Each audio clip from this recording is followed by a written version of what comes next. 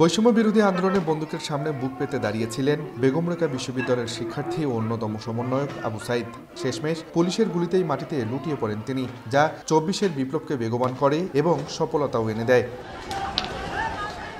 আবু সাইদ হত্যা মামলায় সোমবার রাতে গ্রেপ্তার করা হয় বেগম রোকেয়া বিশ্ববিদ্যালয়ের সাবেক প্রক্টর শরীফুল ইসলামকে। মঙ্গলবার বিকেলে কড়া নিরাপত্তায় তাকে আদালতে আনা হয়। বাদীপক্ষের আইনজীবী ৫ দিনের রিমান্ড আবেদন করলে ৩ দিনের মঞ্জুর করেন আদালত।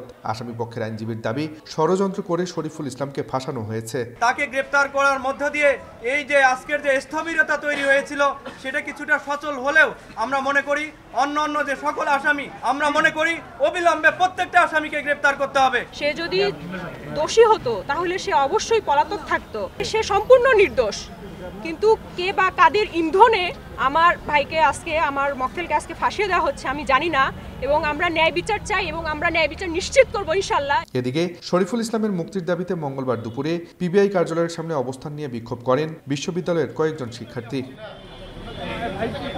আবু সাইদ নিহতের ঘটনায় গত ১৮ আগস্ট ১০ পুলিশ সদস্য, ছাত্রলীগ নেতা ও বিশ্ববিদ্যালয়ের শিক্ষক কর্মকর্তা সহ ১৭ জনকে আসামি করে মামলা করেন তার বড় ভাই রমজান আলী। পরে শেখ হাসিনা, ওবায়দুল কাদের ও বেরোবির সাবেক প্রক্টর শরীফুল ইসলাম সহ ৭ জনের নাম মামলায় অন্তর্ভুক্ত করা হয়। আব্দুর রশিদ জীবন, সময় সংবাদ, রংপুর।